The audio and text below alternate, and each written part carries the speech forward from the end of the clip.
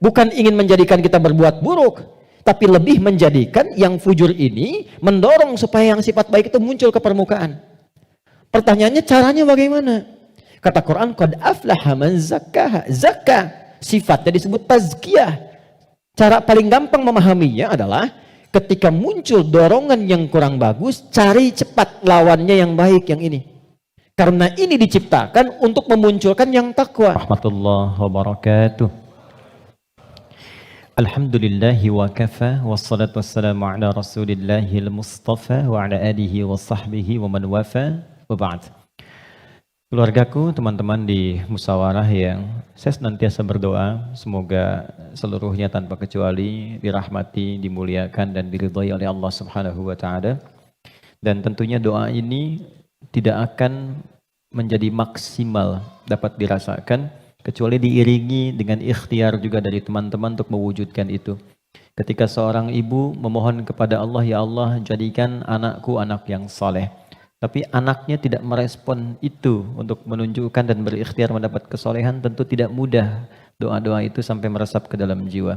Karena itu sekali lagi mudah-mudahan apa yang seringkali kami mohonkan kepada Allah Subhanahu wa taala ada kekuatan dan keyakinan dari teman-teman juga untuk menjemputnya sehingga menjadikan kehidupan dan ranah yang kita pijak dalam pekerjaan profesi apapun menjadi bernilai dan membahagiakan baik di dunia ataupun di akhirat.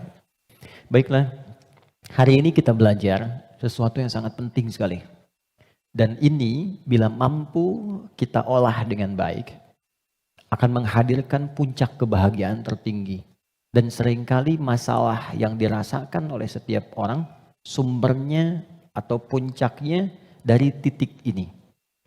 Kita akan belajar tentang nafsu. Nafsu. Sering dengar ya? Nafsu, tapi barangkali kita akan olah itu dari pendekatan Al-Quran. Bagaimana nafsu itu diterangkan, seperti apa mengelolanya, dan bagaimana cara mengimplementasikan dalam kehidupannya. Kita bagi dalam 2 sesi, barangkali nanti kita akan ada pemaparan dan kita diskusi untuk mendalami apa yang mungkin kita bisa diskusikan. Bismillahirrahmanirrahim. Kita mulai teman-teman sekalian dari Quran surah ke-91. Nanti silahkan dicek ya. Quran surah 91 itu Asy-Syams. Asy-Syams.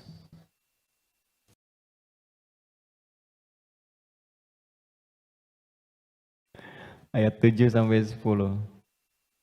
Oke, pelan-pelan. Wa nafsin wa ma sawwaha fa'alhamaha fujuraha wa taqwaha. Ini butuh fokus agak dalam karena memang pembahasannya cukup detil, tapi saya berusaha menyederhanakan yang mampu bisa kita pahami. Wa nafsin wa ma sawwaha, dan demi nafas. Nafas diterjemahkan dengan jiwa. Wa ma sawwaha, yang telah dengan keagunganku aku sempurnakan penciptaan dan fungsinya. Fa'alhamaha fujuraha wa taqwaha. Maka demi menyempurnakan fungsi nafas ini, ditanamkanlah 2 potensi. Dan ini yang akan mengendalikan semua perilaku kita dari ujung kepala sampai ujung kaki. Kuncinya ada di sini. Apakah pandangan ini akan baik atau mengarah kepada yang kurang elok? Perintahnya ada di sini. Baik, demikian seterusnya. Fa'alhamaha fujuraha, ini fujur, wa taqwaha, ini taqwa. Qad aflaha man zakkaha. Setiap orang yang mampu menjadikan kendali hidupnya bersumber dari potensi takwanya, maka seluruh perilaku hidupnya dari ujung kepala sampai ujung kaki akan mengantarkan ia pada kesuksesan dan kebahagiaan dari semua aspek kegiatan yang ia lakukan dalam hidup. Ini jaminan dari Allah. Jadi apapun yang Anda lakukan, Anda kerjakan, pekerjaan apapun yang sekarang sedang diikhtiarkan, itu akan cenderung terdorong mendekat kepada kebahagiaan dan kesuksesan jika Patokan dalam mengendalikan itu semua bermuara dari sini. Wa qad khaba man dassaha, tapi bila yang digunakan sebagai acuannya adalah yang fujur, maka ini akan cenderung mengantarkan pada nestapa kehidupan. Tingkat yang paling rendah, khaba itu tingkat yang paling rendah. Mendapatkan celaan, hinaan, cacian, macam-macam, bahkan sebelum berpulang.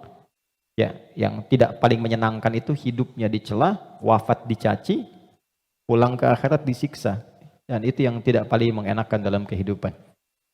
Nah, sekarang dari satu surah ini, dari ayat 7 sampai 10, kita ingin dalami lebih kuat, dan pendalaman ini menuntut kita untuk lebih fokus karena ini kaitan dengan diri kita sendiri. Apa itu nafas? Itu dulu. Nafas itu apa?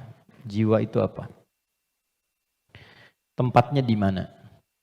Seperti apa yang kita rasakan pengaruhnya dalam hidup?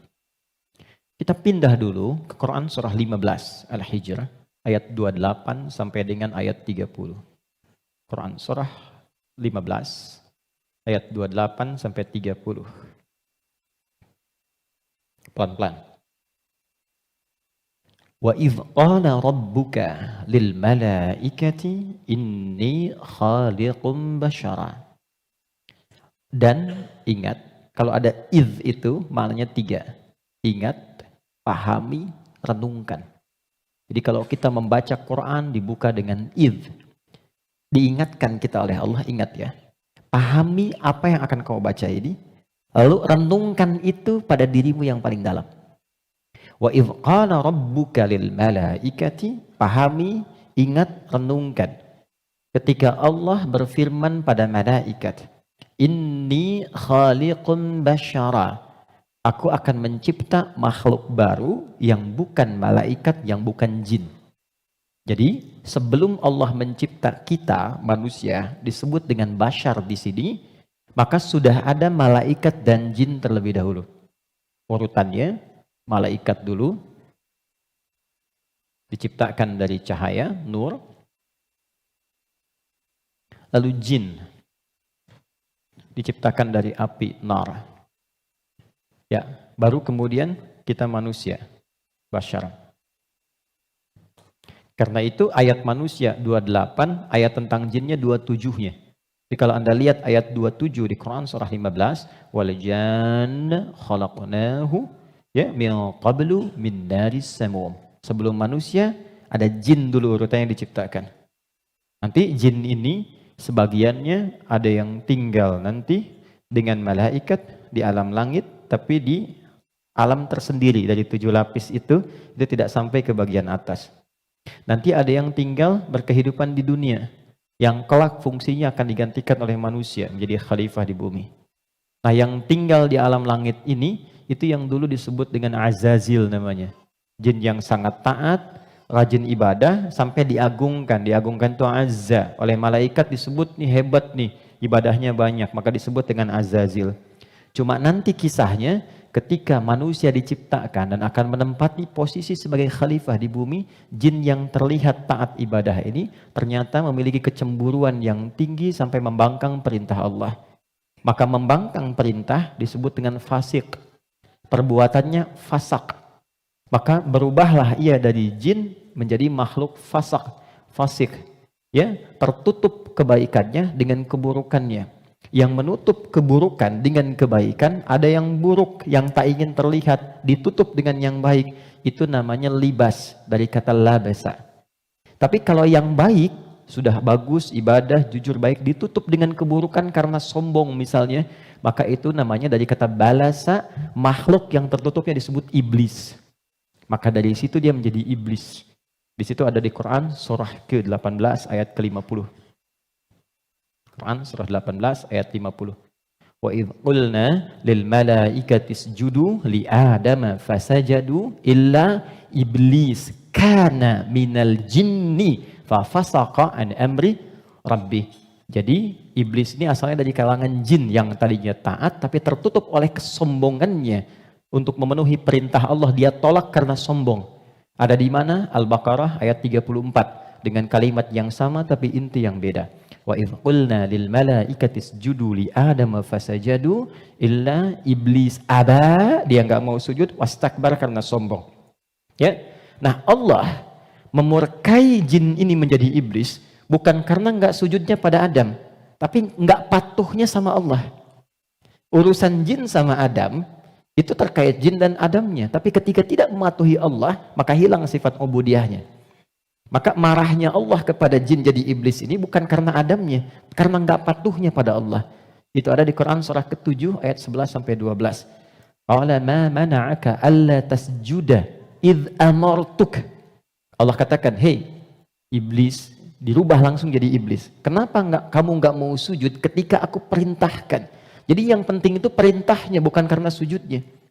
Kita diminta sholat itu, sholat bukan karena sholatnya, bukan karena sujud rukunya, karena Allah yang perintahkan. Karena kita mengaku beriman, buktikan kita patuh pada Allah. Maka kepatuhan itu wujudnya lewat sholat. Makanya ketika seseorang yang mengaku beriman tidak sholat, itu sama dengan tidak mematuhi Allah. Itu prinsip dasarnya. Baik, kembalikan ke sini. Secara singkat, simpan saja dulu malaikat, simpan jinnya dulu, abaikan iblisnya. Kita fokus ke sini dulu. Maka diciptalah setelah itu manusia, disebut dengan Bashar. Tolong fokus ke sini. Bashar adalah satu dari 5 nama manusia yang disebutkan dalam Al-Quran. Kadang dia disebut dengan ins, dipasangkan dengan jin, dan pasangan ini tersebut 18 kali dalam Al-Quran. Ya ma'syaral jinni wal ins, wa ma khalaqtul jinna wal ins. Kadang dia disebut dengan insan, 65 kali disebut dalam Al-Quran, bahkan ada surah ke-78, surah Al-Insan. Hal ata 'alal insan. Kadang disebut dengan Bani Adam, 7 kali disebut dalam Al-Quran, ya Bani Adam, untuk menunjukkan keturunan. Kadang disebut dengan Nas, An-Nas, 241 kali disebutkan dalam Al-Quran. Dan ada surah ke-114, surah bagi semua umat Islam paling favorit di muka bumi. Qul a'udzu birabbin nas. 5 nama. Uniknya, setiap nama dalam Al-Quran menunjukkan fungsi tersendiri bagi kegiatan manusia. Contoh, kalau ingin menunjukkan kelembutan dan karakter keramahan pada manusia dan penampakannya, maka yang disebutkan kata ins. Lalu disebut lawannya jin. Jin disebut jin karena tersembunyi, nggak nampak. Lawannya ins nampak. Karena itu jin fitrahnya nggak nampak, nggak bisa ada yang lihat jin. Ingat ini ya, kalau ada yang mengatakan saya bisa melihat jin, hanya jin yang mampu melihat jin, maka orang itu sedang kemasukan jin. Ingat itu, ya. Maka sifat jin itu nggak bisa dilihat oleh manusia, tersembunyi. Makanya kalau ada jin melakukan penampakan, itu jin sedang punya masalah. Ya. Karena keluar dari fitrah. Apalagi manusia-manusia yang sedang cari-cari penampakan jin. Hati-hati ya. Oke. Sebaliknya, jin tersembunyi, manusia nampak. Fitrahnya tampak. Ketemu nampak, salaman, senyum. Jadi kalau ada manusia yang suka sembunyi-sembunyi, suami pulang ke rumah sembunyi-sembunyi. Ada pintu depan, dia naik lewat jendela. Dia buka WA istri, ambil handphone suami, sembunyi-sembunyi. Cek dan sebagainya. Ini menunjukkan bahwa suami itu sedang bukan menjadi jin, sedang ada masalah. Gampangnya begitu. Biasanya papasan enak, sekarang cari jalan lain. Itu pasti sedang punya masalah. Itu fitrah. Ya. Yang kedua, jin kasar. Karena itu disebut jin. Manusia lembut. Karena itu tampilan karakternya selalu lahir sifat kasar. Gak ada orang misalnya, maaf, kemasukan jin jadi lembut, gak ada. Mas Duda izin pengen ikut kajian, sedang kemasukan jin, itu mustahil. Biasanya dia meracau. Nah manusia itu karakternya lembut. Makanya saking lembutnya Allah tanamkan kecintaan kepada anak yang baru dilahirkan. Anak siapapun itu. Orang pasti senang. Pengen gendong, pengen cium dan sebagainya. Pertanyaannya, kenapa kok tiba-tiba kata-katanya bisa menjadi kasar? Perilakunya kok jadi keras? Padahal ketika lahir, dia dalam keadaan baik. Maka nanti babnya tersendiri. Ada bab tentang lingkungan, bab tentang orang tua, perhatian dari saudara-saudarinya. Kullu bauludin yuladu 'alal fitrah fa'abawahu. Lingkungan, bisa orang tua, bisa teman, bisa sekolah dan sebagainya. Oke. Insan Tidak disebutkan, kecuali menunjuk pada manusia yang terkait dengan totalitas aktivitasnya dari bangun tidur sampai tidur lagi. Jadi, kalau Anda menginginkan belajar tentang manusia dari sudut pandang akhlak, pelajari kata ins. Kalau Anda ingin belajar tentang manusia yang menata kurikulum hidupnya, apa yang harus dilakukan saat bangun, bagaimana menata hidup dengan panduan-panduannya, Anda mau jadi apapun silahkan. Nanti di Quran ada panduannya. Dari bangun tidur sampai tidur lagi, keluarkan semua kata insan dalam Al-Quran.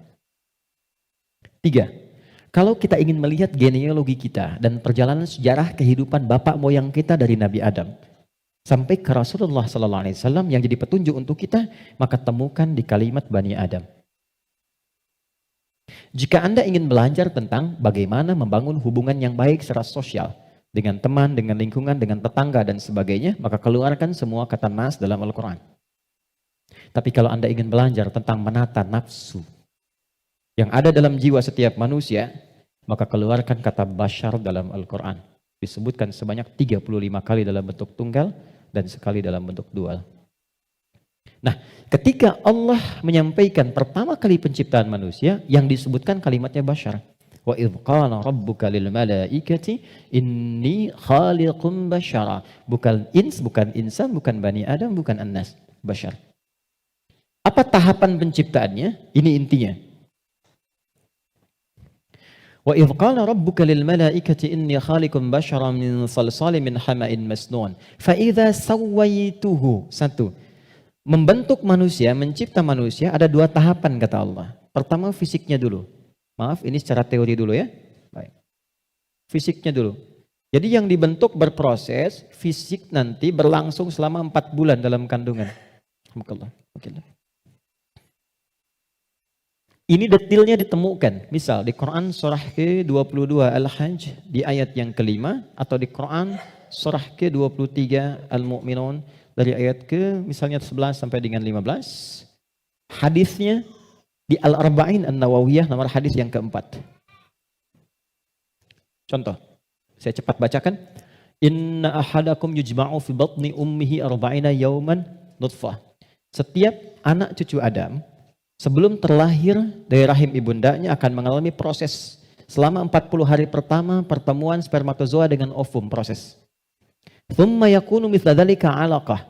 40 hari yang kedua membentuk zigot yang mulai menempel di dinding rahim, mulai berproses. Thumma yakunu mithla dzalika mudghah. 40 hari ketiga berbentuk mulai ada daging keratan, mudghah. Sekarang di kurikulum kedokteran di fase modul awal, namanya modul tumbang, tumbuh kembang, itu sama, diksinya sama, menggunakan kata mudghah. Pernah ada anak dari UIN kedokteran datang ke saya, Ustaz saya minta belajar. Saya bilang, Anda dari mana? Kedokteran. Berikan dulu semua modul Anda ke saya untuk saya pelajari dan saya belajar dari Anda, baru kemudian Anda boleh belajar dari saya. Maka saya temukan di antara modulnya ada kata mudghah di dalamnya. Baik, itu usia 4 bulan, 40 hari ketiga. 40 kali 3, 120 hari, 4 bulan. Thumma yursalu ilaihil malak fayanfukhu fihi ruh. Ini poinnya. Di usia 4 bulan ini, barulah diperintahkan oleh Allah ditiupkan roh. Karena itu kalau ada yang tengah mengandung, usia 4 bulan, itu rohnya sudah masuk. Ya? Dan di situ nanti ada tuntunan. Bagaimana mendidik anak sejak dalam masa kandungan. Kami pernah share ini di hari Quran dan dipraktekkan. Alhamdulillah begitu anaknya mulai bicara yang keluar Quran. Dan setelah itu dicek kemudian oleh ustadz yang mengecek ternyata telah hafal Quran 30 juz. Dalam baru bicaranya itu. Lalu diurutkan 3 tahun usia hafalan, 3 tahun usianya hafal Quran 30 juz. Di antara amalannya Quran surah ke-7 ayat 189. Falamma taghasyaha hamalat hamdan khafifah famarrat bi, sampai ke ujung ayatnya da'amallaha rabbahuma la in ataitana salihah lanakunanna minasyakirin. Jadi kalau ada yang sedang mengandung, di antara sunnah membacakan untuk anak itu suami istri. Bukan hanya istri saja, suami saja. Suami istri berdoa, itu doanya ada di Quran surah 7 ayat 189. Satu ayat ini saja. Ya, secara singkat. Saya agak cepat, roh ditiupkan. Nah, roh ini sumber kehidupan. Saya mau tanya begini, maaf ya, ini saya sederhanakan sekali. Kalau roh sumbernya dari mana? Halo? Roh sumbernya dari mana? Allah. Oke? Baik. Sumbernya dari Allah. Tahu dari mana? Quran surah ke-17 ayat 85. Wa yas'alunaka 'anir ruh qulir ruhu min amri rabbi. Karena roh sumber kehidupan langsung yang ditiupkan pada fisik. Jadi generator kehidupannya di sini. Kalau nggak ada roh, nggak akan bergerak ini. Makanya orang meninggal, dicabut rohnya, sudah nggak bisa bergerak lagi. Nah, sumber roh itu sumber kehidupan dari Allah. Baik, sekarang saya tanya, kalau Allah maha baik tidak? Ada aibnya tidak? Ada cacatnya tidak? Lihat, kumpulan semua kebaikan, jika dikumpulkan, jujur, sabar, misalnya kan, kalau kita kumpulkan sifat-sifat baik itu, semuanya itu akumulasinya disebut dengan takwa namanya. Karena Allah itu maha baik, gak ada cacatnya, maka semua yang bersumber dari Allah pasti semuanya baik. Dan membawa sifat-sifat kebaikan. Perhatikan, fokus. Roh ini ketika ditiupkan, masuk ke dalam fisik manusia usia 4 bulan, dia membawa sumber-sumber kebaikan. Karena datangnya langsung dari Allah, diperintahkan masuk, maka membawa akumulasi kebaikan. Maka selain roh ini masuk ke dalam fisik, dia juga membawa potensi-potensi kebaikan yang disebut dengan takwa. Ini fa'alhamaha fujuraha takwa. Pelan-pelan. Kalau fisik ini langsung dari Allah atau ada proses dulu? Terbayang nggak maksudnya? Kalau roh itu kan langsung kan? Allah firmankan, masuk kan? Kalau fisik langsung tercipta ada proses dulu? Proses. Tadi kan sampai 4 bulan demikian. Sebelumnya ada proses dan sebagainya. Proses kan? Karena proses didahului dengan ikhtiar, maka tidak sama sifatnya dengan takwa. Dia membawa sifat bawaan disebut dengan fujur. Sekarang perhatikan, saya ilustrasikan. Bismillah. Ini ada gelas. Oke, kosong ya. Ini kalau kalau saya isi air bening, ya kosong kan? Saya bukan ingin sulap ya, cuma ingin tunjukkan. Kalau ini saya isi air bening nih, bening, oke? Bening. Lalu saya campur dengan kopi. Jadi apa warnanya? Oke, berubah warna kan? Intinya hitam misalnya. Saya kasih susu, berubah warna kan? Baik ya? Maka perhatikan baik-baik. Kalau kita ilustrasikan, ini ada tempat, dimasukkan kemudian air bening. Gambarkan yang bening itu takwa ini. Jelas? Takwa itu tadi sifat yang melekat kepada apa? Roh. Masih ingat? Kemudian dia bercampur dengan ini, sifat bawaan dari fisik. Kenapa saya sebut tidak langsung dari Allah, tapi melalui proses ikhtiar yang Allah tetapkan? Karena maaf sekali. Kenapa namanya disebut fujur? Karena ini berkumpul segala macam bentuk di sini. Apakah teman-teman mencari semua yang halal, yang dimasak oleh istri, masuk kemudian ke dalam mulut dan perutnya, dan terkonsumsi oleh janinnya? Apakah dipastikan semua halal? Kalau dia menjadi halal, akan jadi baik. Kalau dia menjadi syubhat, ya akan menjadi bercampur. Kalau dia dari yang haram, akan menjadi kotor. Karena itu yang bersumber di fisik disebut dengan fujur, yang ini pasti baik. Tadi saya katakan, kalau campurannya susu, bening, bagus, nyaman. Tapi kalau campurannya kotor, lumpur dan sebagainya, maka jadi bermasalah. Maka jangan pernah membawa sesuatu yang haram, dibawa ke rumah, apalagi dikonsumsi anggota keluarga. Karena itu pasti akan merusak dan berpengaruh kepada karakter. Karena masuknya ke sini. Itu pasti itu, pasti. Pernah ada riset begini, ini saya langsung lakukan. Saya baru pulang dari Tripoli, mengajar di satu tempat di Bekasi. Kemudian tiba-tiba ada anak yang tidak biasa. Ini menarik ini. Anaknya unik sekali. Tapi ibunya salihah. Rajin, bapaknya salihah. Bapaknya salih, ibunya salihah. Jadi rajin ke majelis ilmu dan anaknya unik. Nah, qadarullah alhamdulillah bertahan dengan kami itu sampai selesai belajar. Ibunya tiba-tiba datang. Alhamdulillah Ustaz katanya. Anak saya bisa bertahan. Emang kenapa Bu? Tidak pernah dia bisa bertahan di satu tempat, baik di pengajian apalagi di sekolah, kecuali setelah 5 menit gurunya akan datang mengantarkan ia kepada saya, mohon dibawa pulang karena kami tak sanggup mengajarinya lagi. Nah, tanpa saya tanya, ibunya cerita, Ustadz izin konsultasi, sebetulnya ini saya adopsi. Karena dulu kami mencoba menyelamatkan Saya bekerja sama dengan kawan saya yang public figure juga perempuan, menyelamatkan 2 anak kembar dari perilaku orang tua yang ayahnya pencuri, ibunya suka mabuk. Jadi begitu sedang mengandung, ibunya masih minum minuman yang diharamkan itu. Maka itu berpengaruh kepada janinnya, lahir ia. Nah, mengeluarkan itu nggak mudah tuh, karena sudah menjadi daging. Maka harus disupport lagi dengan yang halal, ditanamkan lagi yang baik-baik supaya keluar itu.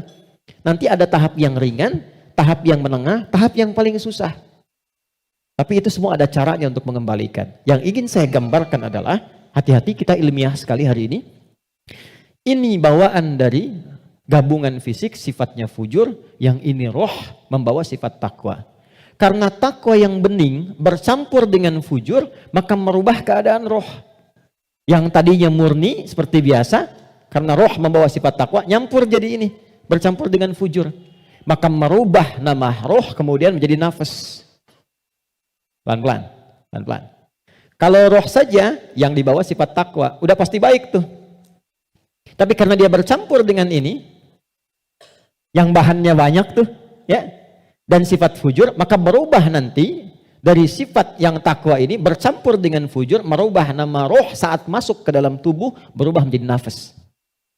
Dari sini diserap ke dalam bahasa Indonesia menjadi nafas. Ya, maka dikatakan seseorang bisa bernafas ketika rohnya masuk. Tapi dalam keterangan Al-Quran bukan cuma bisa nafas, di situ akan tergabung takwa, potensi yang dibawa oleh roh sebagai sumber kebaikan. Di sini ada fujur, potensi yang dibawa oleh fisik, ya, yang kadang-kadang menjadi lawan daripada sifat kebaikan. Pelan. Sampai di sini bisa dipahami? Artinya apa? Artinya, maaf, di dalam diri kita ini, siapapun manusianya, pasti ada potensi kebaikan. Ini sifat dasar manusia itu baik. Itu sifat dasarnya. Nggak ada yang nggak baik. Makanya, maaf, sepencuri-pencurinya pencuri, sebetulnya hatinya menolak. Ketika akan mencuri, pasti hatinya menolak itu. Itu salah. Karena itu pencuri nggak mau dicuri. Coba kalau 3 orang mencuri, yang satu misalnya menyembunyikan hasil curiannya, maka bosnya akan berkata, maling kamu. Padahal mereka baru maling gitu kan. Ya? Oke. Pelan-pelan ya. Jadi singkatnya, di dalam diri kita terkumpul semua potensi kebaikan yang dibawa oleh roh. Dan saat yang bersamaan, ada potensi yang dibawa oleh fujur dari fisik. Ada di sini, ini lawannya. Nah, yang menarik begini, ini potensi takwa ini, akumulasi semua kebaikan, kita sebut dengan sumber positif gini. Yang ini didesain oleh Allah sebagai lawannya, kita sebut kutub negatif begini, fujur. Pelan-pelan ya.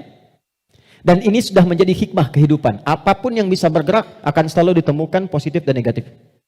Anda beli robot-robotan pakai baterai, pasti ada kutub positif dan negatif kan? Ya kan? Proton dan neutron. Dalam proton nanti ada neuron dan macam-macam, ada partikel, ada atom dan sebagainya. Jelas ya? Ini semua hukumnya sudah begitu. Ini hukum kehidupan. Tapi kaitan dengan diri kita, ini yang harus kita sadari. Saya turunkan ke sini untuk lebih mudah. Nafas. Di sini ada takwa. Semua kumpulan sifat baik, jujur, rendah hati,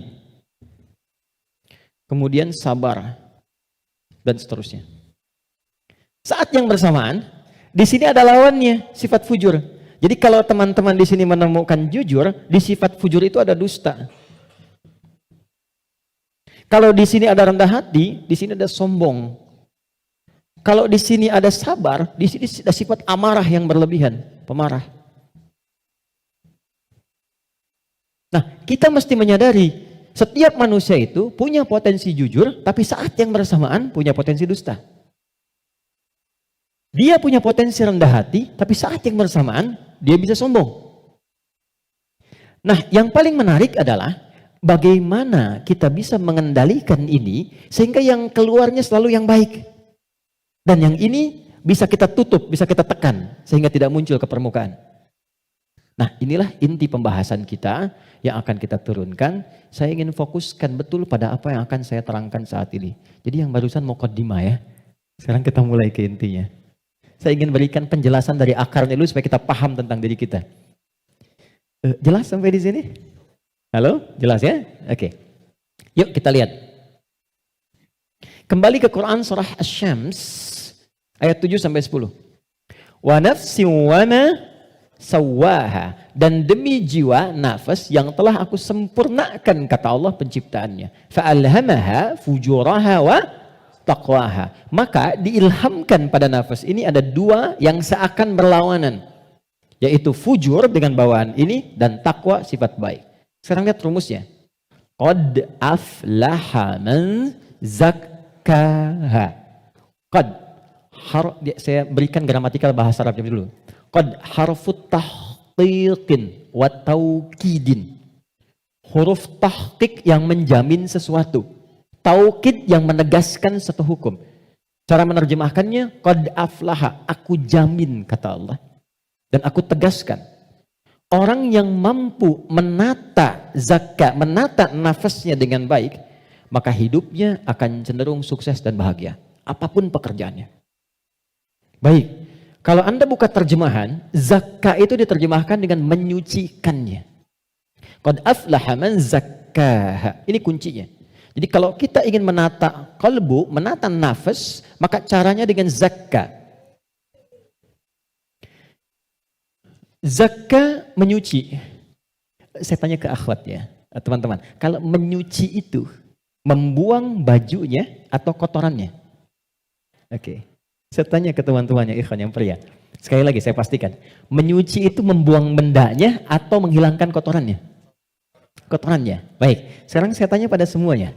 Kalau tidak kotor, mungkin gak dicuci? Huh? Halo? Kalau tidak kotor, mungkin gak dicuci? Baik.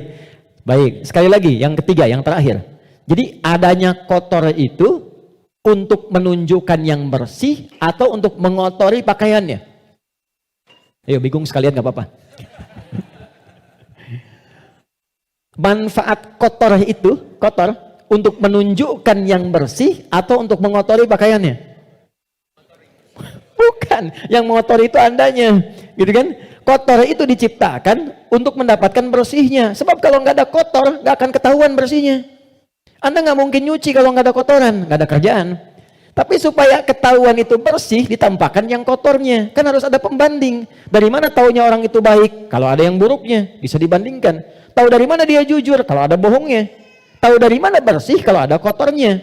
Maksud saya, kotoran itu diciptakan bukan ingin mengotori pakaiannya, tapi ingin menghasilkan kebersihan di balik kotoran itu. Karena itu menyuci, itu membersihkan kotoran, bukan membuang bendanya. Tarik logika itu ke sini.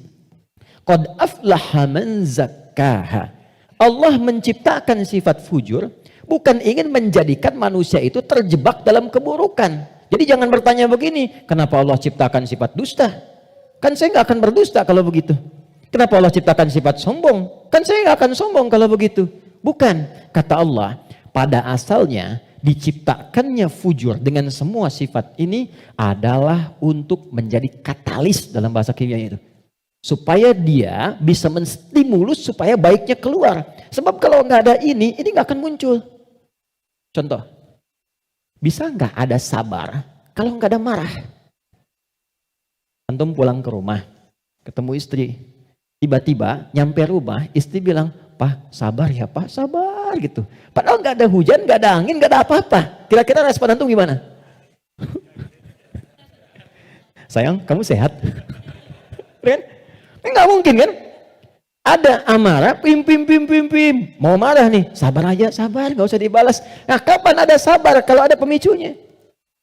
Kapan ditemukan jujur? Ketika ada dusta. Jadi dusta itu diciptakan bukan ingin menjadikan Anda sebagai pendusta, tapi sebagai katalis supaya jujurnya muncul.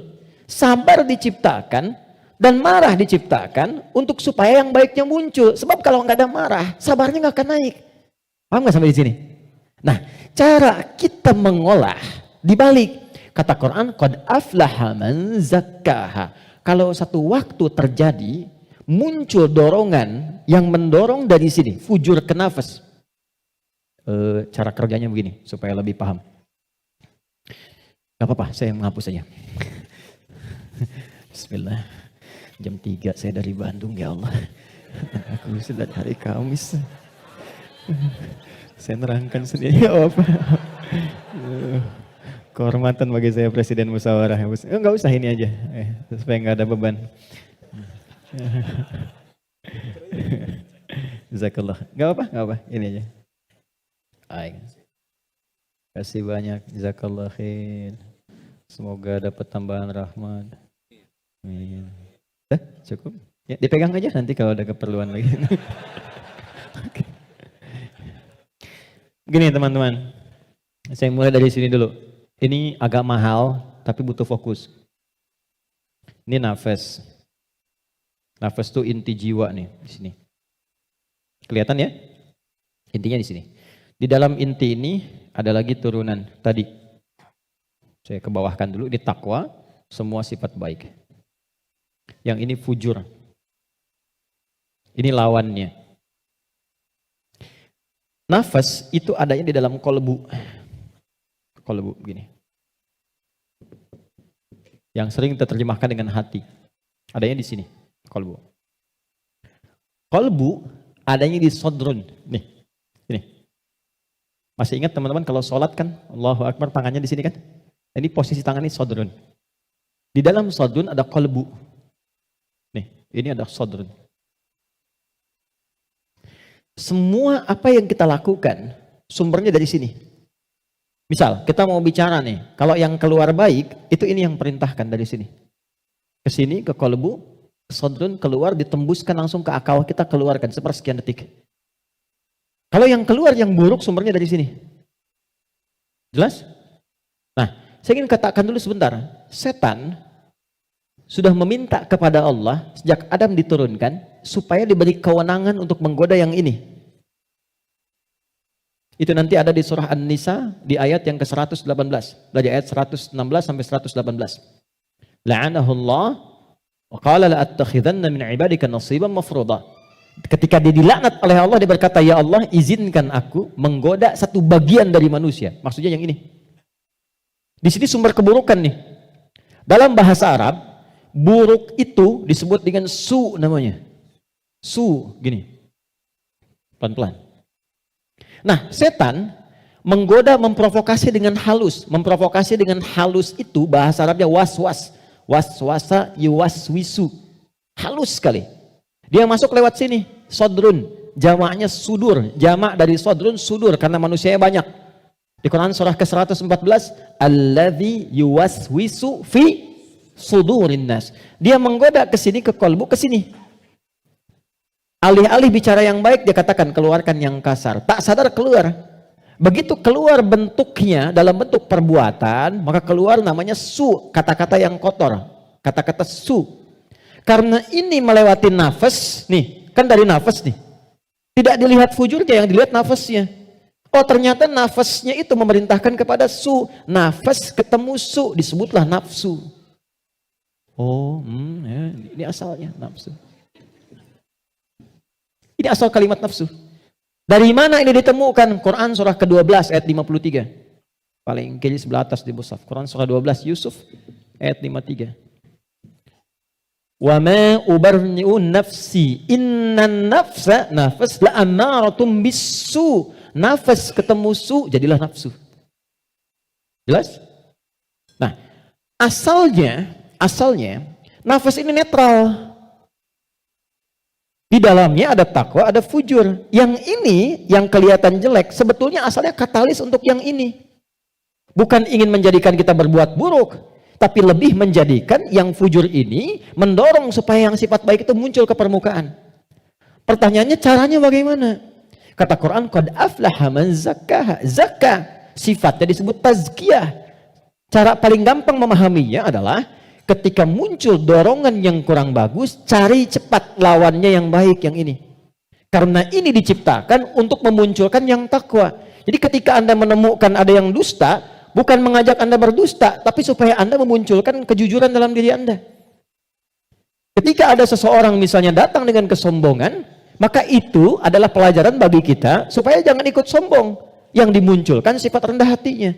Dicari lawan terbaliknya. Itu poinnya. Prakteknya bagaimana? Contoh. Apa lawan cemberut? Lawan cemberut apa? Senyum. Jadi kalau istri cemberut, harusnya antum senyum. Cemberut dititipkan kepada istri bukan membuat antum supaya marah atau mengintegrasi, tapi supaya antum senyum.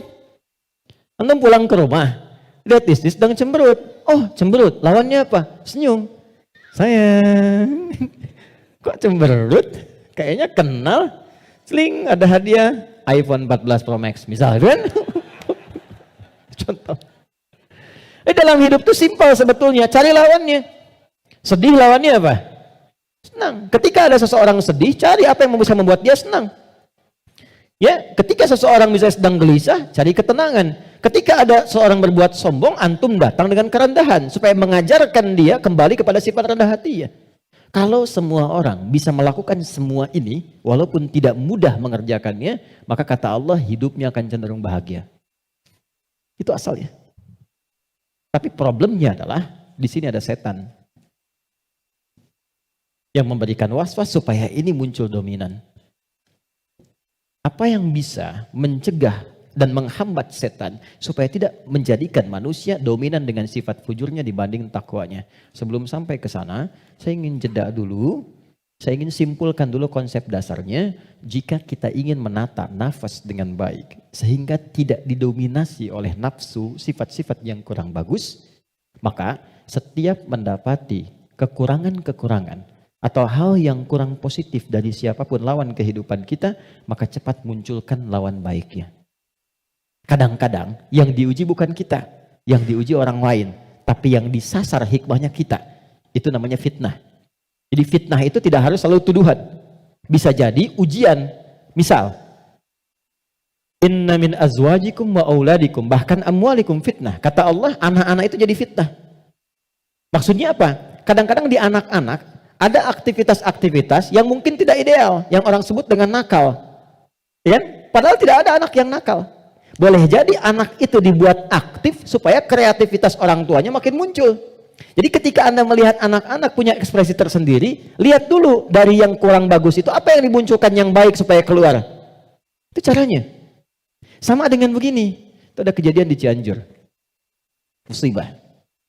Bagi warga Cianjur yang terkena, itu bala namanya. Ibtila, ujian langsung yang dialami.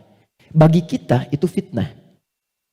Ujian yang diberikan ke sana, tapi hikmahnya menyentuh diri kita.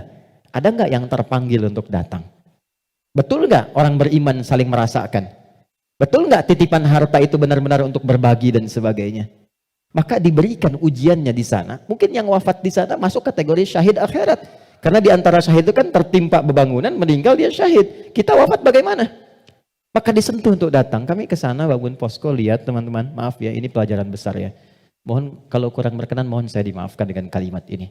Demi Allah saya katakan, rumah yang mewah sampai yang biasa hancur.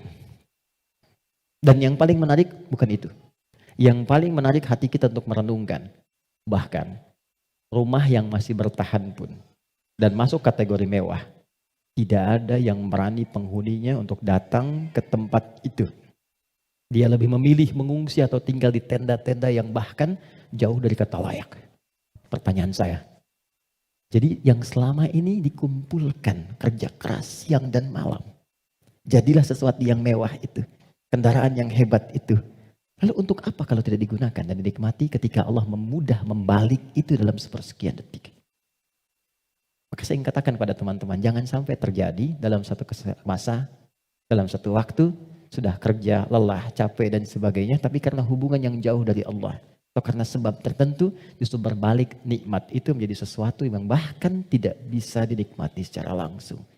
Itu pesan pertama. Tapi jangan disimpulkan bahwa di sana ada maksiat dan sebagainya, tidak ke situ arahnya. Boleh jadi mereka ditetapkan oleh Allah untuk mendapatkan kemuliaan karena datang keluarga-keluarga besar membawa sesuatu yang bahkan belum pernah mereka lihat sebelumnya. Yang gak pernah makan, menemukan makanan-makanan yang mungkin menurut kita enak dan layak. Yang merasakan perhatian, merasakan bantuan-bantuan, kenal saudaranya. Yang gak ada masjid, dibangunkan masjid lagi. Yang wafatnya syahid, kita siapa? Dan bagaimana cara kita kembali kepada Allah Subhanahu wa Ta'ala? Nah, itu fitnah. Ujiannya di sana yang merespon kita di sini. Terkadang adanya pada tetangga kita. Tetangga yang sakit, dibuat sakit, bukan karena ingin menjadikan dia sakit. Boleh jadi Allah ingin menguji Anda sebagai tetangganya, sikapnya bagaimana. Itu cara melihatnya. Tetangga Anda ada kekurangan, mudah bagi Allah menjadikan dia kaya. Tapi Allah titipkan kepada Anda tetangganya supaya Anda merespon harta yang Allah titipkan untuk berbagi.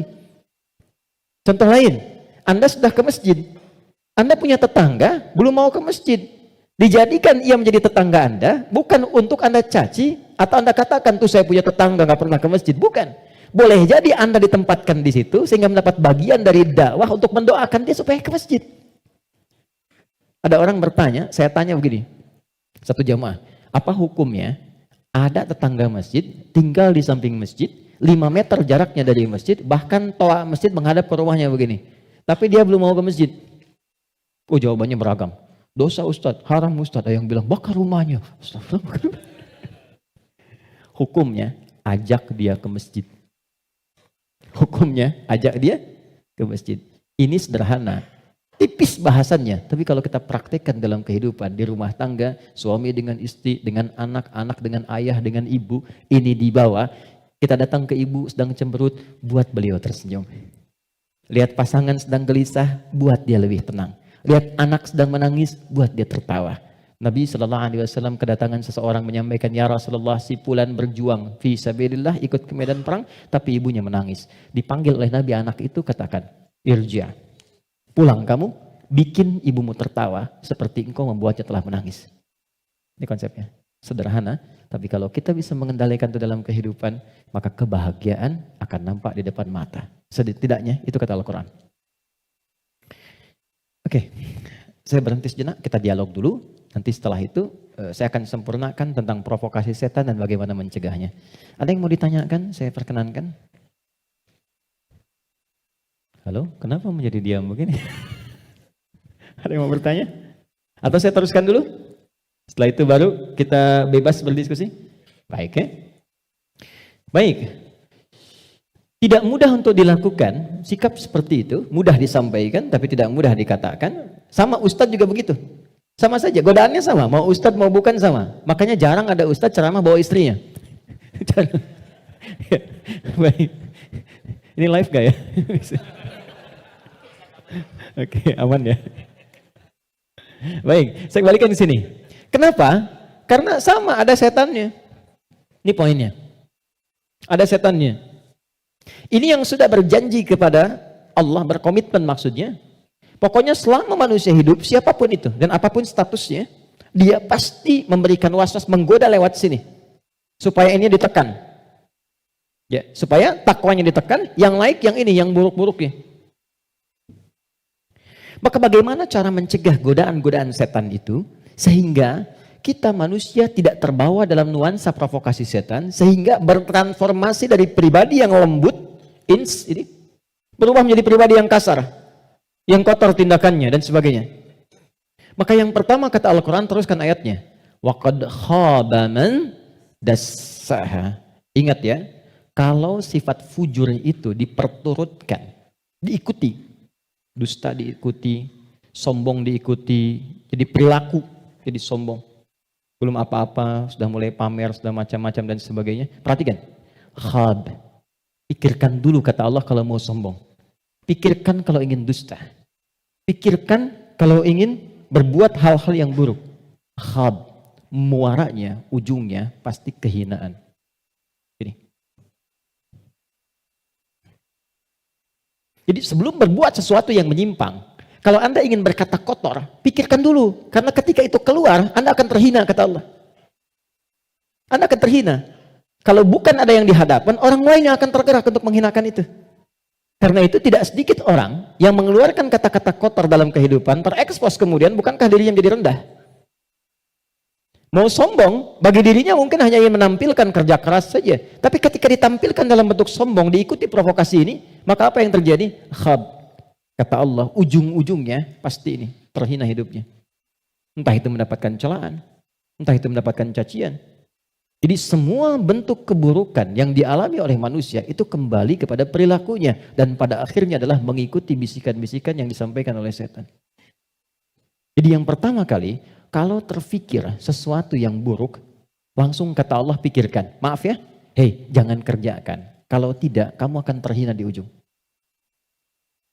Maaf sekali lagi, maaf. Seseorang ketika berbuat korupsi misalnya, dia merasakan akan mendapatkan sesuatu yang besar. Tapi Quran menasihati jangan lakukan. Karena kamu akan terhina. Betapa itu terbukti ketika dia diketahui. Entah itu KPK, kejaksaan atau polisi, menangkap dan seterusnya. Perhatikan, apa hukuman yang didapatkan dalam kehidupan sosialnya? Cacian, makian, celaan. Dan yang paling dahsyat, bukan hanya orang yang melakukan, sampai anaknya dapat bagiannya. Padahal tidak pernah mengerjakannya. Keluarganya mendapatkan bagiannya, padahal tidak pernah melakukannya. Karena itu, masuk kepada yang kedua. Nahnu narzuqukum wa iyyahum, atau nahnu narzuquhum wa iyyakum. Ada dua ayat. Kaidah perilaku dan rizki ada yang terwariskan. Yang kedua kata Allah, kalau kamu merasa bisa menanggung kehinaan pada dirimu, pikirkan keluargamu. Contoh, Anda mengatakan, saya belum menikah Ustadz, tapi Anda kan punya ayah, punya ibu. Jadi kalau Anda berbuat sesuatu yang buruk, orang tua Anda akan kena. Anda berbuat maksiat, terjebak dengan perbuatan buruk, menggunakan benda-benda yang haram misalnya, atau mencuri atau macam-macam, waliyadzubillah. Dilakukan itu, diketahui, diekspos di publik, bukan punya Anda, bukan hanya Anda, ibu Anda akan kena, ayah Anda akan kena. Karena itu kata Quran, sebelum Anda berbuat yang kurang baik sebagai anak, pikirkan dulu orang tua. Jadi kalau merasa sebagai anak saya akan menanggung itu nggak apa-apa, pikirkan orang tua Anda.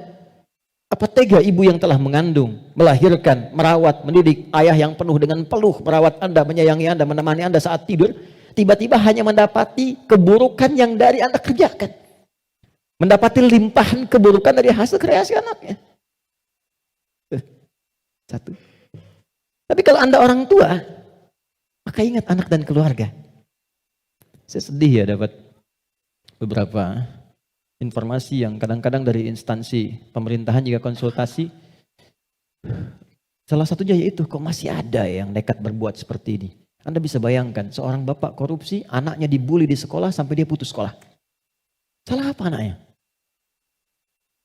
Ibunya berbuat maksiat, ketahuan. Keluarganya yang kena. Suaminya yang hancur karirnya. Karena yang istrinya berbuat yang tidak bagus, berselingkuh, bergaul dengan pasangan yang lainnya, suaminya yang kena, suami yang kemudian diputus pekerjaannya, anak-anak yang kena bulinya. Jadi masuk yang kedua, ketika ada seseorang yang berpikir mengikuti provokasi setan, kata Allah, pikirkan keluargamu, pikirkan anakmu. Yang ketiga, yang terakhir, pikirkan kematian, wafat. Jadi kalau sedang terdorong oleh nafsu yang diarahkan oleh setan untuk berbuat yang buruk, misal, maaf, ingin mencela orang, hanya sekedar bikin status. Coba bayangkan saat berbuat seperti itu, Anda diwafatkan oleh Allah Subhanahu wa Ta'ala. Apakah mau wafat dalam keadaan sedang berbuat maksiat? Sementara selama ini Anda sholat, Anda puasa, Anda zakat dan sebagainya. Tiba kemudian berbuat maksiat dan wafat dalam keadaan demikian. Itu puncak terakhirnya yang paling cepat bisa mengendalikan nafsu kita supaya tercegah dari perbuatan yang buruk. Selebihnya di situ doa-doa untuk menguatkan itu semua. Ada ayat kursi, ada tiga surah paling favorit semuka bumi terakhir, Al-Ikhlas, Al-Falaq, An-Nas. Ada istighfar dan lain sebagainya. Nah itu jalan-jalan yang bisa kita lakukan. Dan sebagai penutup, kalau sudah pernah terjebak berbuat seperti itu, bagaimana cara kembalinya? Ini ada jalan rel. Salah belok ke sini. Ingin balik lagi supaya ke jalan yang benar. Balik kembali. Kembali ke jalan yang lurus, yang benar. Untuk menempuh jalan yang lebih baik, dalam bahasa Arab disebut dengan taba, sifatnya disebut dengan taubat. Maka muncullah ayat taubat. Quran surah ke-4 ayat 17. Quran surah ke-4 ayat 17. Saya berhenti dan berakhir di sini. Ada? Innamat taubatu 'ala Allahi lilladzina ya'maluna as-su'a bijahalatin thumma yatubuna min qarib. Masih ingat teman-teman? Kalau perbuatan dari nafsu jadi wujud perbuatan, maka disebut apa namanya? Perbuatannya disebut apa? Masih ingat gak? Kalau lupa suka nggak inget tuh. Masih ingat kan? Kan? Oke, sekarang di ayat itu innamat taubatu 'alallahi lilladzina ya'maluna su. Kata Allah, kalau ada yang pernah terjebak berbuat buruk dalam hidup, kata-katanya keluar kotor, tindakannya nggak bagus, hartanya didapatkan dari jalan yang tidak baik misalnya, terus dia ingin merubah itu, dia merasa saya diprovokasi oleh setan, terjebak oleh nafsu, pengen berubah, pengen menghilangkan itu semua, maka apa yang harus dilakukan? Tsumma yatubuna min qarib. Ini yang indah nih. Bab ini yang paling penting. Mohon fokus baik-baik. Ini yang paling penting dan ini yang paling dahsyat yang bisa kita dapati saat ini. Tsumma yatubuna min qarib. Ini kalimatnya. Enggak perlu dihapus dulu, biarkan dulu saja. Nih, teman-teman gini. Kemudian saat dia sadar itu salah, dia bergegas ingin segera memperbaiki. Kalimat ini menjadi mahal karena ada informasi di dalamnya dan ini rahasia. Mohon dijadikan antara kita saja di hari ini ya. Perhatikan kalimatnya. Ternyata, maaf, seburuk-buruknya perbuatan yang pernah dikerjakan oleh manusia, rahmat Allah menjadikan setiap manusia itu selalu mendapat kesempatan cahaya untuk kembali. Karena itu, seburuk apapun perbuatan yang pernah dilakukan, pasti akan ada kilatan di hati kita yang mengingatkan, apa masih mau begini terus? Bisa nggak saya berubah? Pernah nggak merasakan itu? Ya, bisa nggak saya tahajud malam? Bisa nggak saya sholat? Sampai kapan saya mau begini? Nah itu yang mahal. Kadang-kadang datangnya lewat renungan, kadang-kadang datangnya lewat pandangan. Misal Anda pulang dari pekerjaan, kok tiba-tiba Anda lewat ke depan masjid yang banyak orang sedang menunaikan sholat. Tiba-tiba Anda lewat ke pesantren yang anak-anak kecil sudah bawa mushaf, pengen menghafal. Sedang melihat kan? Pertanyaan saya, kok bisa Anda lewat situ, padahal bisa melalui jalan yang lain? Itu kalau bukan sayang Allah, gak mungkin diberikan demikian. Kadang-kadang lewat pendengaran. Kadang-kadang pendengaran dan penglihatan. Pendengaran misal, ta'lim di masjid, Masjid Raya Pondok Indah, atau misalnya MRBJ di sini. Suara keluar, Anda lewat situ. Begitu Anda lewat, terdengar kalimat, bertobatlah kepada Allah sebelum kita semua wafat. Padahal kalimat itu ditujukan pada jamaah yang di dalam, tapi suaranya keluar, Anda yang dengar. Kok bisa Anda dengar itu gitu? Kadang-kadang pendengaran dan penglihatan. Anda pengen lihat YouTube, ngecek yang lain, tapi yang keluar pengajian. Yang paling dahsyat jawaban dari pertanyaan Anda selama ini. Nah itu yang dimaksudkan. Kalau Anda mengalami momentum seperti itu, kata Quran cepat ambil. Karena Allah sedang memberikan kasihnya secara langsung tanpa campur tangan siapapun. Biasanya, kalau dalam kondisi seperti itu disambut oleh seorang hamba, maka muncullah rahmat Allah pada saat itu yang akan langsung merubah hamba itu menjadi kekasih Allah Subhanahu wa Ta'ala. Makanya tidak sedikit orang menjadi kekasih Allah. Kekasih itu maksudnya sangat dekat dengan Allah, sampai doa pun baru minta udah dijawab. Siapa di antara mereka aulia Allah itu? Rata-rata ada di antara mereka yang tadinya pelaku maksiat. Terus merasakan nikmatnya taubat, meningkat ibadahnya, dan sekatnya seakan-akan menjadi jauh, terpisah, lepas dari dirinya, nyambung ke Allah begitu cepatnya. Doanya cepat terjawab, zikirnya terasa dengan nikmat. Itulah aulia Allah. Nah, jadi yang ingin saya katakan adalah, kalau satu kali berbuat salah, terfikir, kemudian ada kilatan di hati kita, di pikiran kita, atau mendengar atau melihat sesuatu, mengarahkan kita untuk bertobat, cepat ambil itu. Cepat ambil. Itu yang dimaksud Quran surah ke-29 di ayat yang terakhir. وَالَّذِينَ جَاهَدُوا فِينَا لَنَهْدِيَنَّهُمْ سُبُلَنَا. Setelah itu, sesali perbuatan yang pernah dikerjakan, minta ampun pada Allah. Kalau terkait dengan manusia, minta maaf. Datangi. Dan jangan merasa sungkan. Jangan merasa sungkan. Kenapa berani berbuat salah tapi tidak berani meminta maaf? Datangi, minta maaf. Apapun yang ia lakukan, kata-kata dan sebagainya, tidak akan pernah mengambil hak Anda. Tidak akan mengambil kesempatan Anda, waktu Anda, tapi membebaskan semua sekat yang ada dalam jiwa kita. Tapi kalau orang lain yang salah, maafkan dulu. Memaafkan orang itu akan menghilangkan sekat dalam diri kita, sehingga tidak pernah memikirkan dia lagi. Tapi tidak menyelesaikan persoalan dia dengan Allah. Jadi tetap dia dihisab oleh Allah sebelum dia minta maaf pada kita. Tinggal ada ruginya. Paham ya? Karena itu kalau ada kilatan di pikiran kita mengajak untuk bertobat, cepat respon, sesali perbuatan itu, berjanji tidak mengulangi, dan mengganti dengan perbuatan baik. Apa tandanya taubatnya diterima? Tandanya semua perbuatan yang jelek yang pernah keluar dari lisan, dari mata, dari telinga sampai ujung kakinya, misal, maka berganti menjadi perbuatan baik. Itu tandanya hamba itu diterima taubatnya oleh Allah Subhanahu wa taala. Saya tutup dengan hadis Nabi sallallahu alaihi wasallam. Innallaha idza ahabba 'abdan ibtalah. Allah kalau mencintai seorang hamba maka mengujinya. Kadang-kadang di antara ujian itu, kalau manusia tidak bisa memanagenya, ada yang mengantarkan pada sifat-sifat buruknya. Maka muncullah keterangan yang kedua langsung dari Al-Quran.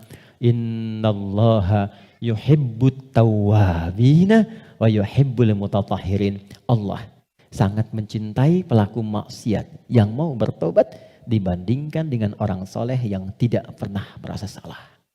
Ingat ya, Allah sangat mencintai pelaku maksiat yang mau bertobat dibandingkan orang soleh yang tidak pernah merasa salah. Silahkan bikin status. Itu dari Al-Quran. Oke ya? Saya kira itu yang bisa saya sampaikan. Kita berdoa kepada Allah Subhanahu wa taala, mudah-mudahan doa kita bisa dikabulkan dan mendapatkan nilai kebaikan sisi Allah Subhanahu wa taala. Allahumma taqabbal minna innaka antas sami'ul alim wa tub 'alaina innaka antat tawwabur rahim. Allahumma arhamna ya arhamar rahimin. Ya Allah, mohon rahmati siapapun yang ada di ruangan ini atau yang mungkin bersambung bersama kami dalam kebaikan. Rabbana la tada' lana fi maqamina hadza wa fi kulli maqamin dhanban illa ghafarta. Ya Allah, mohon jangan biarkan ada satupun di antara kami yang hadir saat ini kecuali Engkau ampuni segala dosa-dosanya. Wala hamman illa farajtah. Jika ada yang merasakan kegelisahan, jangan biarkan ia pulang kecuali Engkau telah tenangkan keadaan hatinya. Wala asiran illa yassartah. Jika ada yang mengalami kesulitan dalam hidupnya, maka mohon ya Allah ringankan dan hilangkan semua kesulitannya. Rabbana atina fid dunya hasanah wa fil